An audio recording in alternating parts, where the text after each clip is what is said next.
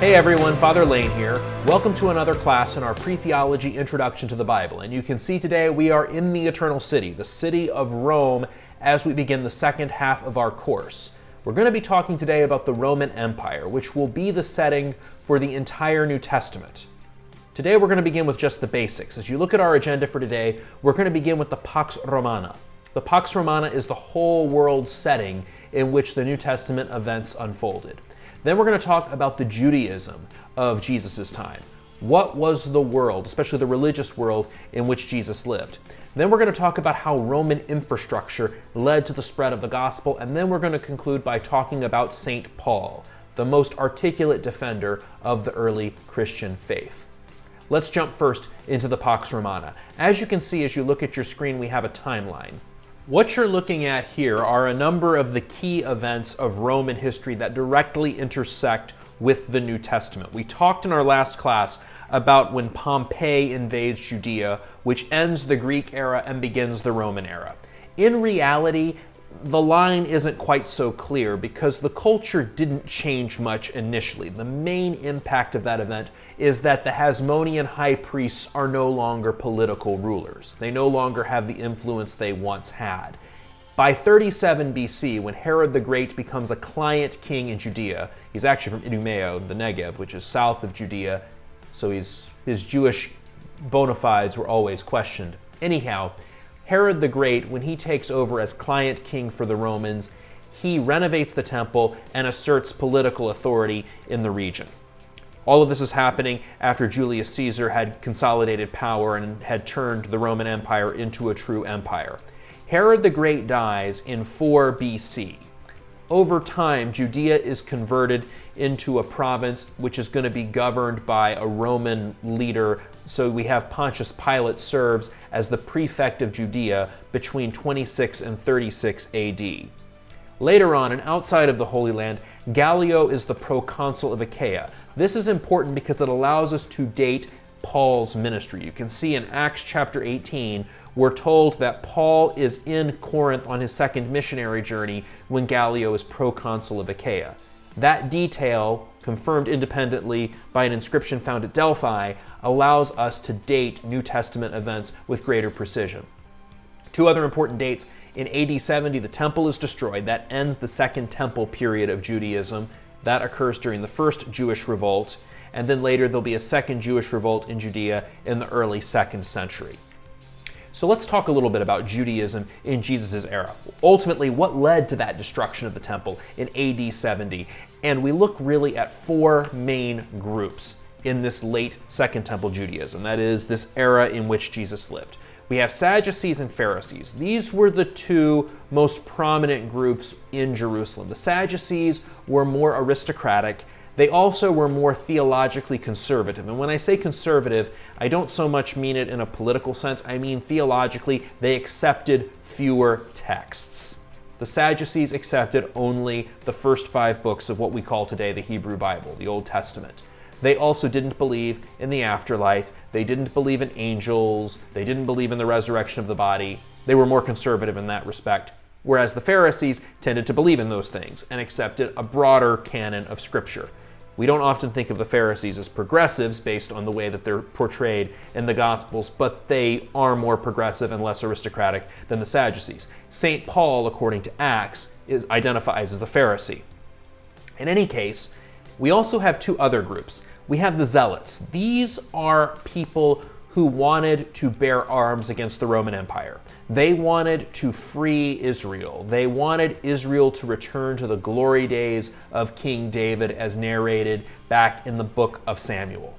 They wanted to restore Israelite military prowess. Ultimately, they're going to agitate and lose to the Roman Empire in the destruction of the temple in AD 70. We also have the Essenes, and you'll remember in our last class we talked about the Hasmonean priesthood, about how after the era of Judas Maccabees, the high priesthood became subject to corruption, and how a good bit of cynicism arose within Judaism.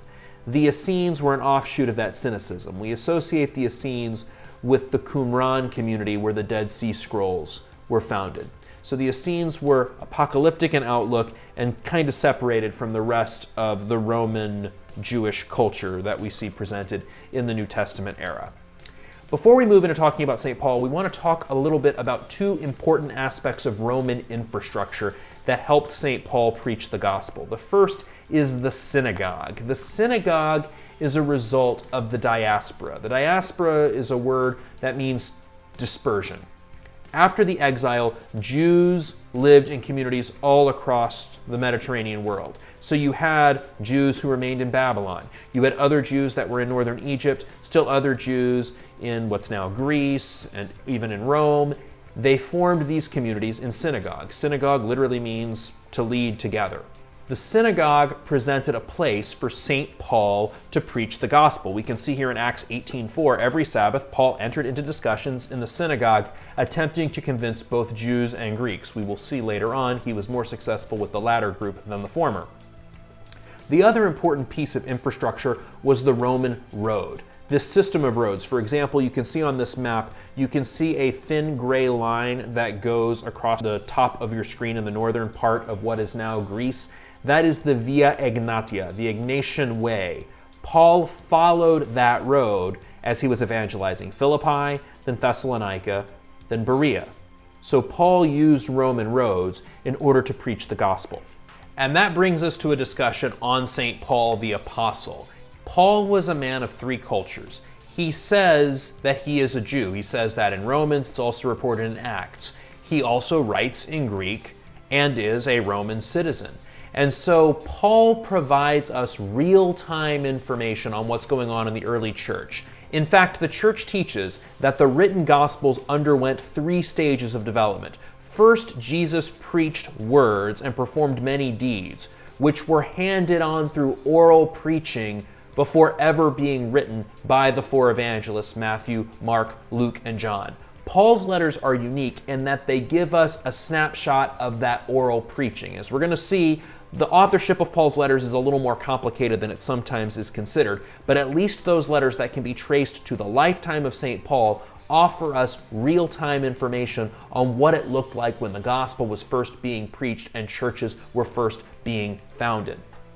As we sketch together Paul's life, we look first to his own words, and then we supplement those words with details that come from the rest of the New Testament. You can see on your screen a number of places where we get clues about the life of the apostle. As we piece together his life story, we draw our attention particularly to three missionary journeys. His first missionary journey, which we have access to only in Acts of the Apostles, was with Barnabas and went to Cyprus and Central Asia Minor, southern Turkey today. His second and third missionary journeys, not only are they reported in Acts of the Apostles, but we have information from various letters that matches what we learn in the Acts of the Apostles. So 1 Thessalonians is set during and written during Paul's second missionary journey, which I call 2MJ in my own shorthand.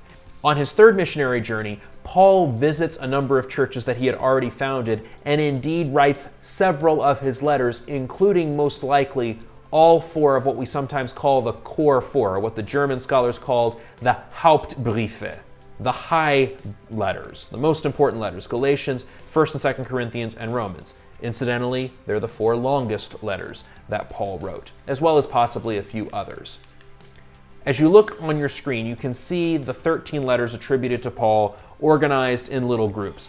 1st and 2nd Thessalonians are likely, not only do they have the same destination, but they're possibly the two earliest letters Paul wrote. 1 Thessalonians is securely early. 2 Thessalonians is a little more complicated, but we can talk about that another time. Galatians, 1 Corinthians, 2 Corinthians, and Romans, those are the core four. Philippians, Philemon, Colossians, as well as Ephesians and 2 Timothy are all what we call the captivity letters. They are letters Paul wrote while in prison for the sake of the gospel. And then 1 Timothy and Titus seem to be among the latest letters that Paul wrote. And other times we can talk a little bit more about why we group these letters the way that we do. I look forward to discussing more about not just how the gospel was proclaimed, but also what we know about the life of Christ. That will be our topic in our next several classes as we'll delve into the four Gospels. Until then, read well and pray well.